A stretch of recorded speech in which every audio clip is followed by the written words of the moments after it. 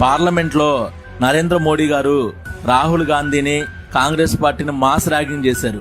ఆ ర్యాగింగ్ దెబ్బకి రాహుల్ గాంధీకి నోటంట మాట రాలేదు. అదేంటంటే, అధ్యక్ష ఒక కథ చెప్తాను వినండి.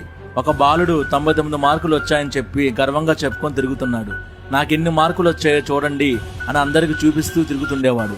99 మార్కులని విన్నప్పుడు జనాలు కూడా అబ్బో పిల్లగాడు బాగా చదివేవాడు, మంచి మార్కులు వచ్చాయని చెప్పి చాలా మెచ్చుకునేవారు. అయితే వాళ్ళ టీచరు వాళ్ళందరిని చూసి మీరు మిఠాయిలు ఎందుకు పంచుతున్నారని చెప్పి అడిగింది. వాడికి వచ్చింది 100కి 99 కాదు, 543కి 99 తెచ్చుకున్నాడు, ఆ విషయం తెలుసుకోండి అని చెప్పి టీచర్ అన్నారని చెప్పి మోడీ గారు అన్నాడు.